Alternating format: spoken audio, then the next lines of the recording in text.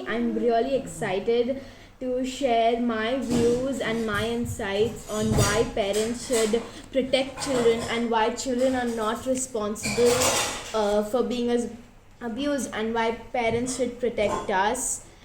So before starting, I would just like to congratulate each and every person or each and every parent that has come here today, because it's a great initiative or a great step taken by all of you to prevent child sexual abuse for your own children. So I think I'm really happy, and I really want to share a poem I've written on this topic about why parents should protect children. So it goes like this: we are children, we are survivors, survivors of violence, survivors of abuse, survivors of extremes. We are taken for granted, we are taken for play. We are not seen, we are not heard. Captured in shadows, captured in dangers, trying to escape with no one's escape. We want to live freely. No one comes to free, and no one comes to rescue. We want to be seen, we want to be heard. Please come and help us. Please come and protect us. We love you, O parents. We trust you, O parents. Please don't betray us. We are already betrayed. Thank you. So, I believe that the major goal of Cactus Foundation, Parenting Safe Children, and many such organizations is to persuade parents to protect children and not for children to protect themselves. Just like in the previous workshop where Feather Auntie also mentioned that it is taught to each and every child in school or at home, that we should say no, we should shout, we should yell, and we should say no when the time comes or if we are in such a situation. But I have seen, or my mom consulted many survivors, and she used to share their stories to me, and I used to observe that mostly children freeze. We get stuck, we get shocked at that moment, and we can't say no. And when we get the courage to tell it to our parents, they shout at us, or they are like, we told you, you should have said no, you should have taken a stand for yourselves, it happened because of you. And that's what we are trying to remove from the society, that it is not our fault, and parents should take a stand for us at this point of time, and they should protect us. In India or in most underdeveloped countries, people or parents do not want to talk about this topic, are not open to this topic, because they believe that if they open up or they speak up, their image or their respect or their dignity in the society will get damaged, and people will treat them like untouchables or someone who is not supposed to be in this society, because it is a taboo topic in most of the underdeveloped countries and in almost all countries of the world. So parents take this or think that it is not right for us to speak up, and even if they know about this topic, and suppose I as a child, or someone tells their parent that this uncle touched me like that, or my friend told me this or showed me this on the laptop, so the parents will be like, it's just your friend, don't worry, or it's just your uncle, it's okay if he touches you, you should respect them, they're your elders. And that's why we are again silenced, and most of the times parents don't even hear us, because they believe that we are not, this topic is not that important, or it is not so important in a child's life where it will affect the child, his or her future. So I want to share, like, five important reasons why parents should protect children and that children are not responsible for protecting themselves. So, the first point is I would like to start off with a quote that is, the more light we shine on child sexual abuse, the less shadows there are for abusers to hide in. It was said by a victim. I don't know the name, but I do know it was said by a victim. And it basically tells us that more the parents know about this topic, speak on this topic, the less the predators or the abusers know that, that this family is well versed with this topic. We can't attack the children of this family because they know that the parents are there to protect the children, and that is why the children of those families are less likely to be attacked or are less prone to abuse. The second point is that children get the courage to speak up to our parents and to talk to our parents about the abuse.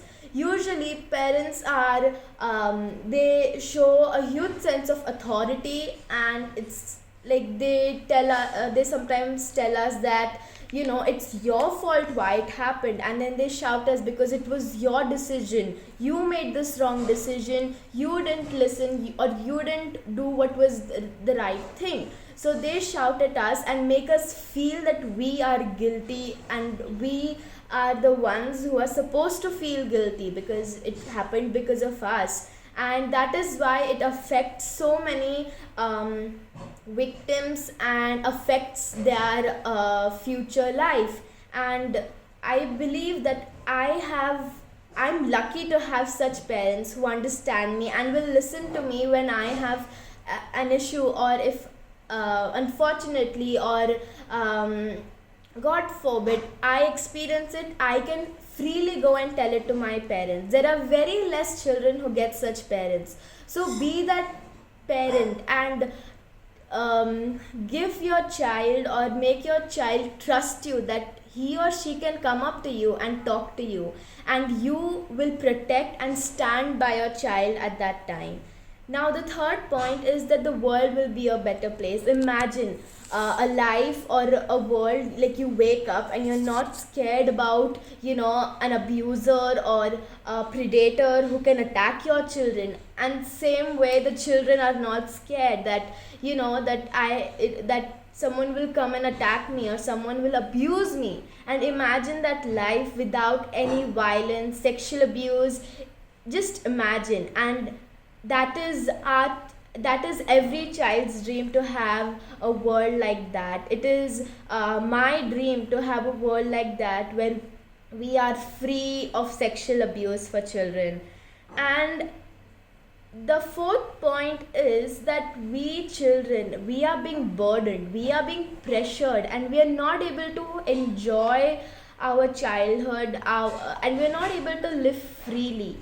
The most important thing is that a childhood of a child should not be fractured. I have seen that in my mom. She was a survivor, and as a child, she never shared that with her parents. And as she was growing up, she wouldn't go to gym or the sport areas and all. And when I was 6 months old, she fell down and broke her leg, and she was bedridden. So she understood how important it is that if she would have told it to her parents, she would have healed more quickly. But she had a fractured childhood, and even today she sometimes gets flashbacks, and she goes into depression and trauma. It actually affects the mental health of a child if the childhood is fractured and it is destroyed. And the last point is that I think it is going to affect the future generations for sure, because it has affected me. I like with my mom's experience, it has affected me, that what if I get sexually abused, god forbid, because it is a fear that comes into every child's heart.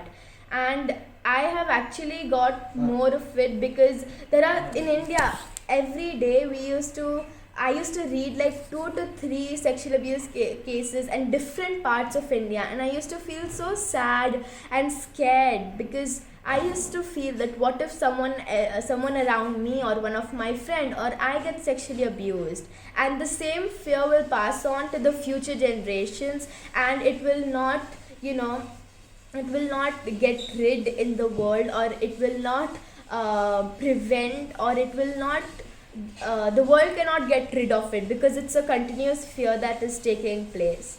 And nowadays, because we are mostly dependent on electronic devices, and we are continuously on mobiles, phones, and most children have phones because of online school and all. But there are, just like the physical world, we have a cyber world where things go in a similar way but on electronic devices. And just like we have abusers in the physical world, we have abusers in the cyber world. So in that world, children are also being abused, and the same reason, they are scared of their parents. They're scared that the parents won't take a stand for them, and they do not share their abuse with them. There are so many cases, but they are not being spoken in public because they are scared of. Same way, the parents might know about it, but the police or the crime department does not know about it, because again, the dignity, the image of the parents. So it basically summarizes that parents care more about their image and dignity more than their children. So I think I want all of you to come together, and after this workshop, I want all of you to first of all earn your child's trust, so that your child can trust you with everything or every secret, and can talk to you about their problems, and God forbid if an abuse is there. Second, then this Seher, yes. Seher, can I interrupt?